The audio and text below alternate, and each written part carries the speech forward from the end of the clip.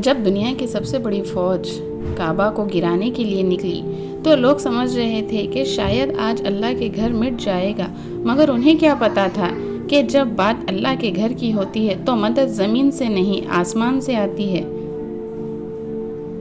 اور پھر وہ معجزہ ہوا جسے آج ہم اصحاب الفیل کے نام سے یاد کرتے ہیں۔ السلام علیکم۔ تو فرینڈز، فرائیڈے والی ویڈیو کا یہ پارٹ 2 ہے جس میں ہم نے ایموجی سے ریلیٹڈ واقعات بیان کیے تھے۔ آج یہ پارٹ 2 ہے، اس میں اور 2 واقعات ہم ڈیٹیلز میں جانیں گے۔ تو چلیے شروع کرتے ہیں۔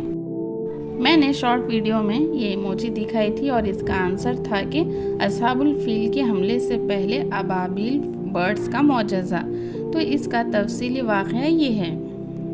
یمن کا حکمران ابرہ اپنی شان دکھانے کے لیے ایک نیا بڑا گرجا بناتا ہے، لیکن لوگ اس گرجا کی بجائے کعبے کا طواف کرتے ہیں اور اس کا غصہ بڑھ جاتا ہے۔ آخر ایک دن وہ فیصلہ کرتا ہے مکہ کا کعبہ گرا دوں، پھر دیکھتا ہوں کون وہاں جاتا ہے۔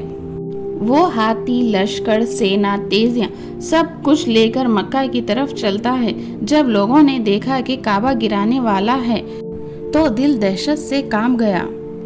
ابرہہ سوچ رہا تھا کہ اس کا لشکر سب سے بڑا ہے، سب سے مضبوط ہے، لیکن اس نے یہ بھول کر دی کہ کعبہ کسی پتھر کی عمارت نہیں ہے، یہ اللہ کا گھر ہے۔ اور پھر اچانک آسمان بدل جاتا ہے، اوپر سے چھوٹے لیکن اللہ کے حکم کے ساتھ آنے والے پرندے ابابیل، ان کے پنجوں میں چھوٹے پتھر، لیکن نشانہ ایسا کہ جسے لگتا ہے زمین پر پگھل کر گر جاتا ہے۔ بادشاہ ابرہ کی بڑی سینا زمین پر بکھر جاتی ہے اور دنیا کو سمجھ آ جاتا ہے اللہ کے گھر کو گرانے والا کبھی کامیاب نہیں ہو سکتا۔ چلیے نیکسٹ ایموجی میں نے یہ دکھائی تھی اور اس کا جواب تھا ابراہیم علیہ السلام کا کعبے کی بنیاد اٹھانا۔ اس کا تفصیلی واقعہ جانتے ہیں۔